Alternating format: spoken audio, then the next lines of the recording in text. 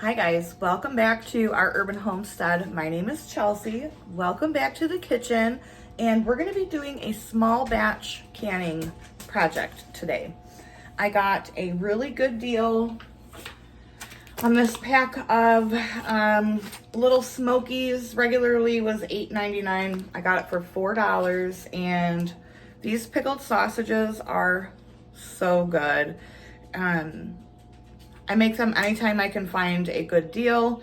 You can do this with like larger smoked sausage if you want. I prefer the little ones because they just go great like for a quick snack or on like a charcuterie board or what have you. So we are gonna make pickled smoked sausages. They are, I'm telling you guys, they're delicious. They're so good and super easy.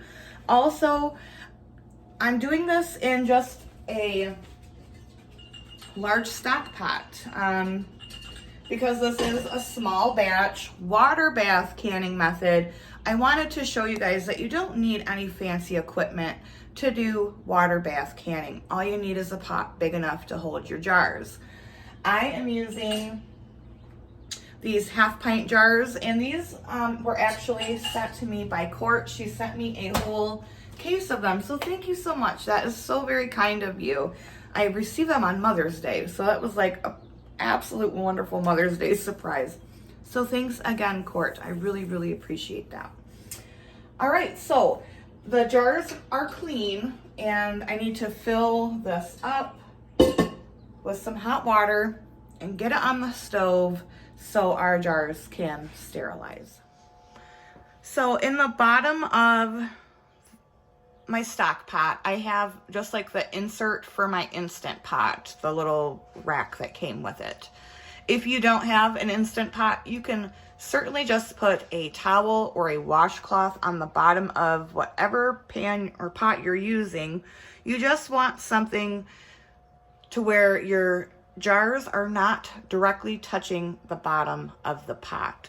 So I've got some hot water going in here, and once this comes up to a simmer, I'm gonna set a timer for 10 minutes and let the jars sterilize.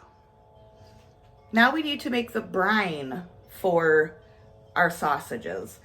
I use this brine for the sausages, pickled asparagus, pickled green beans.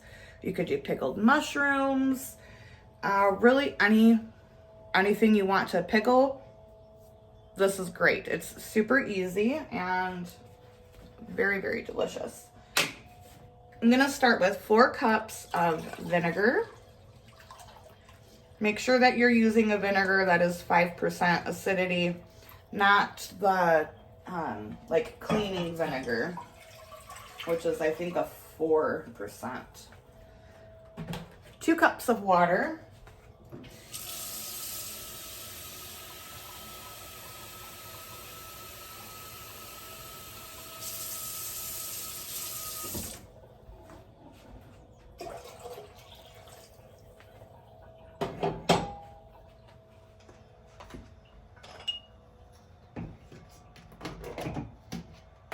Some minced garlic, put as much as you want. I usually do 2 or 3 heaping teaspoons.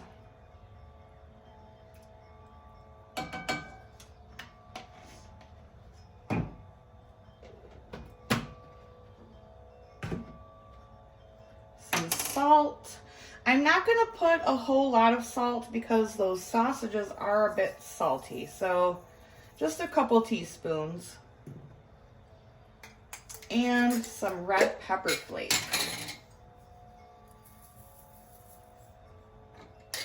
You can do as much or as little on that as you wish. And maybe a tablespoon of sugar.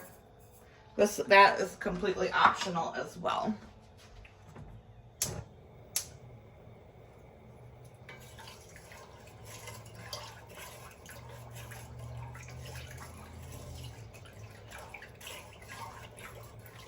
And then we're just gonna bring this to a boil.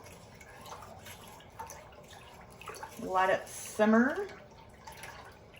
just to keep it hot while we wait for the jars to do their thing. How easy is that? Now I'm gonna fill the jars up with the little sausages. I might have to do a couple more jars, I'm not sure. I might have underestimated myself here. I'm gonna fill them to the 1-inch headspace with the meat. And it's okay to kind of pack them down in there.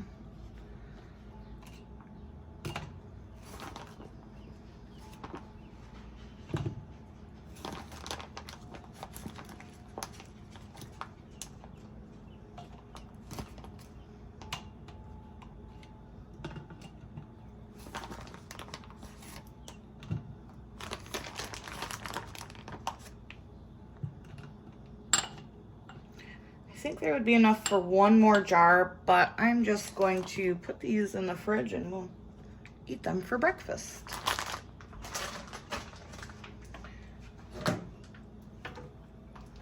Now let's spoon the brine in.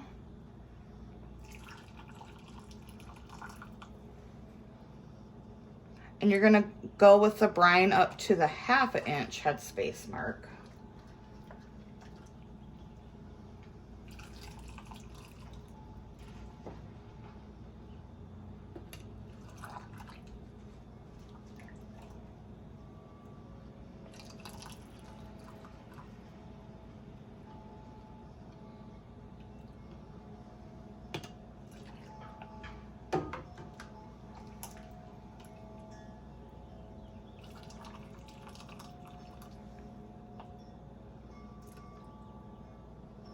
And the rest of this brine, I am just gonna pop in the fridge because it's asparagus season here in Michigan. So I will be pickling some asparagus. Now we need to debubble the jars.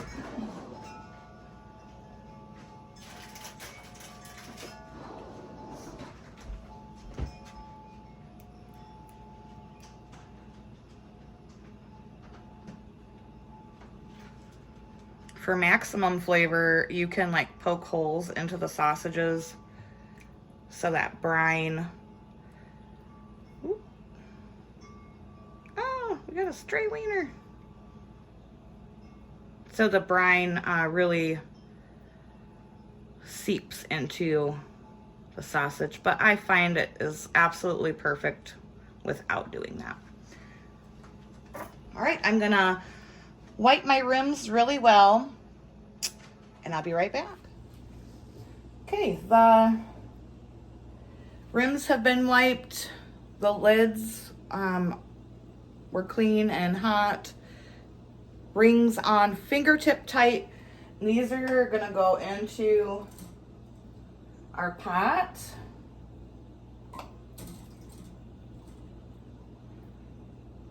And you wanna make sure that your jars are covered with water by at least 1 inch, 2 if possible.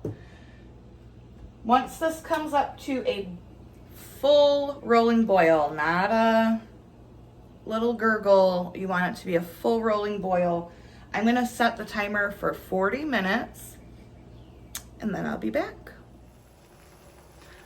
The water level is getting a little bit too low for my liking because it obviously will evaporate.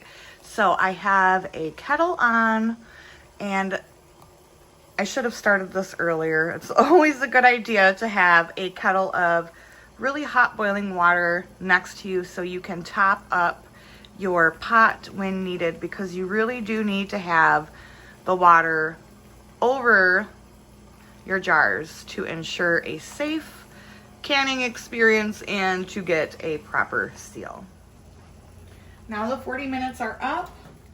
I'm gonna turn off the heat and let these sit for 5 minutes before I remove them from the pot. There they are out of the canner. These are gonna sit for 24 hours before I touch them. That's really important in any canning process, is you wanna let the jars sit for 24 hours. You wanna let the jars sit on your pantry shelf for at least 2 weeks before you try them. I know it's gonna be hard because they are so good, but really 2 weeks to 1 month in order to get the most delicious flavor possible. I hope you guys enjoyed this recipe. We love it. It is definitely something that we always have on our pantry shelves. Look for the deals and get those canned up because they are so good. Thanks for coming along with me today, guys. If you like this video, make sure you give me a like. And until next time, abundance and blessings to you. Bye-bye.